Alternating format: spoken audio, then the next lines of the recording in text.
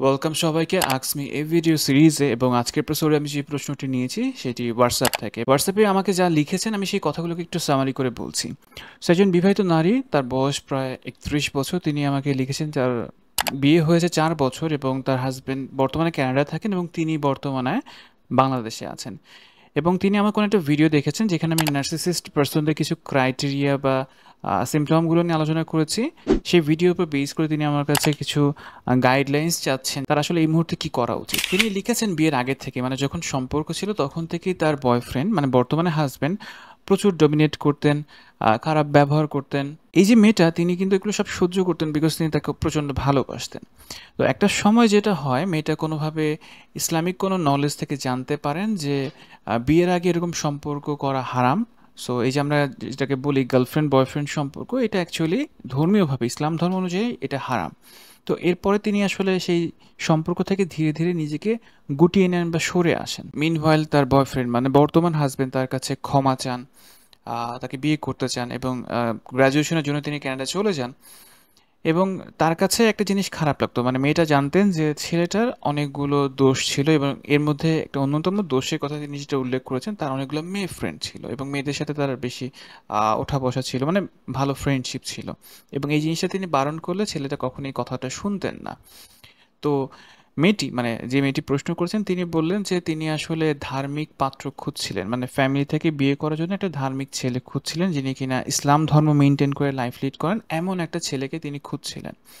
কিন্তু মেয়েটার বাবা কখনোই এরকম ধার্মিক পাত্র, মানে জামাই হিসেবে, মেয়ের জামাই হিসেবে চাচ্ছিলেন না। তিনি চাচ্ছিলেন, কারণটা হলো মেয়েটার বাবা মনে করেন যে ধার্মিক মানেই হচ্ছে জঙ্গি। মেয়েটার বাবাও চাচ্ছিলেন যে ওই ছেলের সাথেই যাতে মেয়েটার বিয়ে হয়।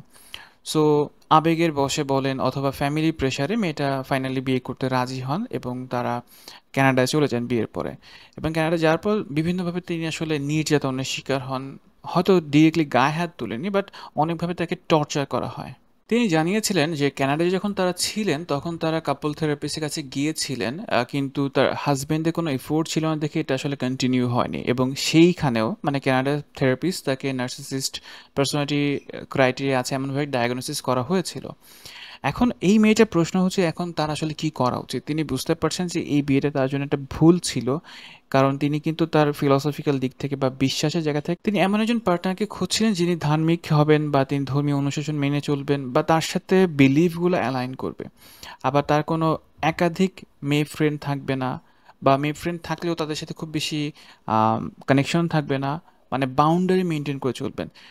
অ্যান্ড তার হাজব্যান্ডের মধ্যে নার্সিসিস্ট পার্সোনালিটি যে ক্রাইটেরিয়াগুলো আসলে ম্যাচ করছে, সেলফ অবসেশন থাকতে পারে বা নিজেকে একটু বড় মনে করা, এই ধরনের ক্রাইটেরিয়া হয়তো তিনি দেখতে পাচ্ছেন এবং অলওয়েজ ডমিনেট করছেন। এখন এই মেয়েটা আসলে কি করা আছে, আজকের এই ভিডিওতে আমি একটু আলোচনা করব।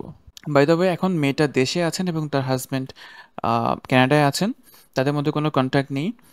তার শ্বশুর শাশুড়ি, মানে father in law mother in law তার ছেলের সাপোর্টে আছে এবং তার নিজের বাবা মাও কিন্তু আসলে মেয়েটার কোনো সাপোর্ট দিচ্ছে না। তারা মনে করছে যে মেয়েটা হয়তো ইচ্ছে করে এমনটা বানিয়ে কথা বলছে, বা মানসিক নির্যাতন বলতে অ্যাকচুয়ালি কিছু নেই, এমনটা মেয়ের বাবা মা মনে করছেন বা প্যারেন্টস মনে করছেন। প্রথমত বলি যে এই সিনারিওটা আমাদের দেশে অনেক কমন, যে আমরা অনেক ক্ষেত্রে আমাদের যে গোলসগুলো থাকে, আমাদের যে ডিমান্ডসগুলো থাকে, আমরা ফিল আপ করতে পারি না। আমরা অনেক সময় আমাদের ইমোশন দ্বারা অনেকগুলা কাজ করে বসি, বা ফ্যামিলি প্রেশার অনেকগুলা কাজ করে বসি, যেটার জন্য আমরা সাফার থাকি লং টাইম ধরে। আপনার মতো করে আমি বিলিভ করি অনেক মেয়ে আছেন বা অনেক ছেলে আছেন যারা কিনা আসলে পার্টনারকে বিয়ে করেছেন ভালোবেসে, কিন্তু পরবর্তীতে রিয়েলাইজ করেছেন যে আমার বিশ্বাসের সাথে বা আমার ভ্যালুজের সাথে তার ভ্যালুজ একদমই ম্যাচ করেন না। ছেলেটা হয়তো প্রচণ্ড পরিমাণে ধার্মিক, বাট মেয়েটা হয়তো একদমই ধার্মিক না। এই যে কম্বিনেশনটা হচ্ছে, এই কম্বিনেশনটা সারা জীবন দুজনের জন্য খুবই পেইনফুল একটা কম্বিনেশন হচ্ছে। এখন আমি আসলে আপনার ভুলগুলো বারবার মনে করে দিয়ে আপনাকে পেইন দিতে চাই না, বাট আমি যেটা বলতে চাই আপনার আসলে কি করা আছে বা আপনি কি করতে চান। আপনি যদি আসলে এডুকেটেড পারসন হয়ে থাকেন, আপনি যদি জেনে থাকেন যে আপনার আসলে এখন কি করা আছে, আপনি সেইগুলোই কিন্তু করতে পারেন।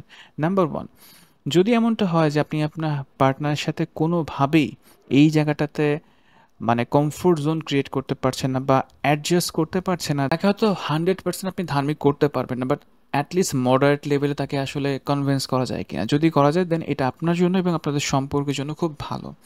আর যদি দেখেন শুধুমাত্র এই একটাই কারণ যে আপনার সম্পর্ক ভেঙে যাওয়ার জন্য, যে তিনি ধার্মিক না, তিনি খুবই ডমিনেট করেন, তিনি প্রচুর খারাপ ব্যবহার করেন, তাহলে আসলে আপনার ভেবে দেখা উচিত যে এই সম্পর্কটা আসলে কতদিন আপনি কন্টিনিউ করবেন। যেহেতু আপনি বলেছেন আপনার বয়স 31 অ্যান্ড আপনার 4 বছর হয়েছে বিয়ে।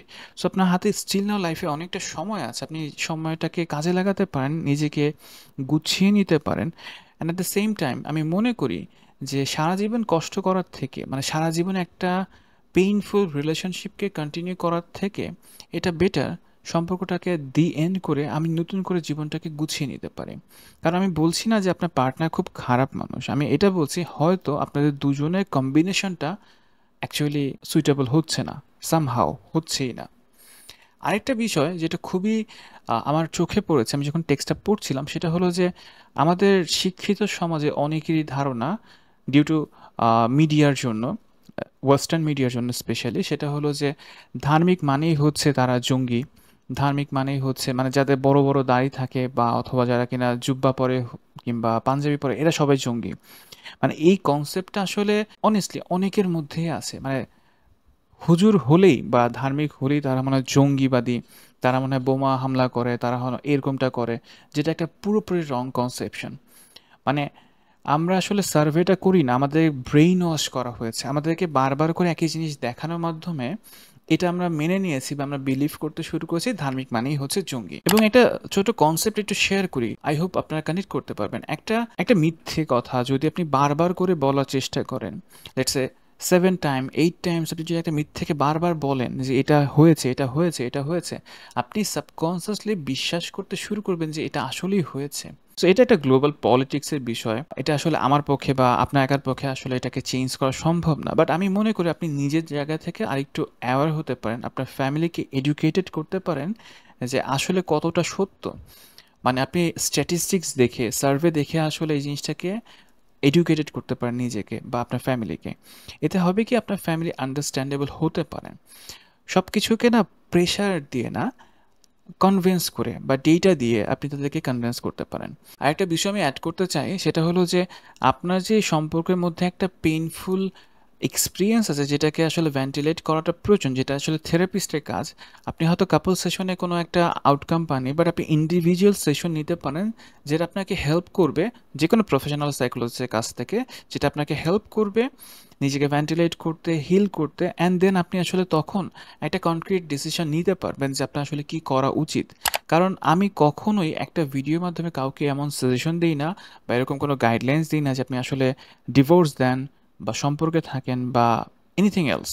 আমি জাস্ট একটা ইনসাইট দেওয়ার চেষ্টা করি, যে ইনসাইটটা আপনাকে বা আপনার মতো যারা আসলে সেম সিনারিওর মধ্যে দিয়ে যাচ্ছেন তাদেরকে হেল্প করবে কোনো একটা পথ ক্রিয়েট করতে, যে না আমি তাহলে এইভাবে কাজটা শুরু করে দেখতে পারি বা আমি এইভাবে রিথিঙ্ক করতে পারি। সো আপনি এই মুহূর্তে যদি পসিবল হয় any kind of professional help নেওয়া শুরু করেন আপনার নিজের জন্য first of all, and then একটা ডিসিশন আপনার জন্য খুবই ইম্পর্টেন্ট। আপনি যত ডিলে করবেন ডিসিশনটা মেক করতে, তত আসলে আপনার লাইফে সাফার বাড়বে। এবং এই সাফার করাটাকে আপনি আসলে কতদিন ক্যারি করতে চান, এই প্রশ্নটা আপনি নিজেকে নিজে করতে পারেন।